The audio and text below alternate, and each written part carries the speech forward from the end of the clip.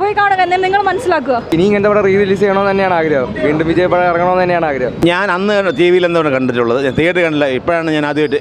ഇപ്പോഴും ഇവൻ മോഹൻ വലിയൊരു ഫാനാണ്. പണ്ട് സിനിമയൊക്കെ ഒന്ന് അങ്ങനെ ആൾക്കാർ ചിലപ്പോൾ എന്തെങ്കിലും പറയും. ഇപ്പോൾ എല്ലാവരും കൂടെ അങ്ങനെ ഒരു ഓളം ക്രിയേറ്റ് ചെയ്തു, ഒരു പോസിറ്റീവ് വൈബ് അതിനകത്ത് ഉണ്ടാക്കി.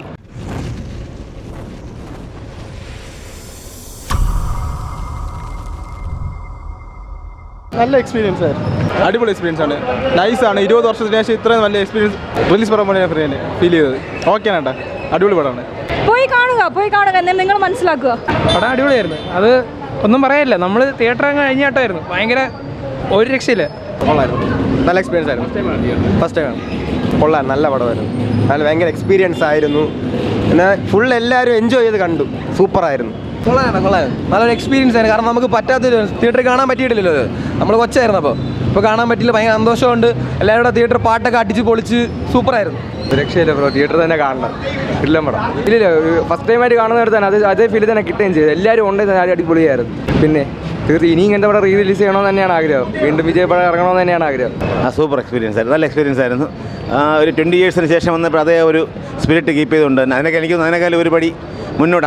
അന്നത്തെ ഇപ്പോഴത്തെ ജനറേഷൻ കുറച്ചുകൂടെ വൈബൊക്കെ കൂടുതലാണല്ലോ ഈ സോഷ്യൽ മീഡിയയിലും. അപ്പോൾ അതൊക്കെ അതിനകത്ത് തിയേറ്ററിനകത്ത് ഡാൻസും ആ പാട്ടുകൾക്കെല്ലാം നല്ല ഡാൻസും മൊത്തത്തിൽ ഒരു ഓളമായിരുന്നു അതിനകത്ത് എല്ലാം. ഞാൻ അന്ന് ടി വിയിൽ എന്താണ് കണ്ടിട്ടുള്ളത്, തിയേറ്റർ കണ്ടില്ല. ഇപ്പോഴാണ് ഞാൻ ആദ്യമായിട്ട്. ഇപ്പോഴും ഇവൻ മോഹൻ വലിയൊരു ഫാനാണ്.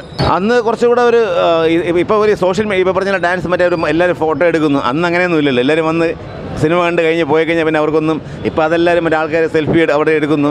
ഡാൻസ് അതിനോടൊപ്പം അന്നൊന്നും എനിക്കൊന്നും അത്ര ഡാൻസൊന്നും അങ്ങനെ ചെയ്ത് ഓർമ്മയില്ല. പണ്ട് സിനിമയൊക്കെ ഒന്ന് അങ്ങനെ ആൾക്കാർ ചിലപ്പോൾ എന്തെങ്കിലും പറയും. ഇപ്പോൾ എല്ലാവരും കൂടെ അങ്ങനെ ഒരു ഓളം ക്രിയേറ്റ് ചെയ്തു, ഒരു പോസിറ്റീവ് വൈബ് അതിനകത്ത് ഉണ്ടാക്കി.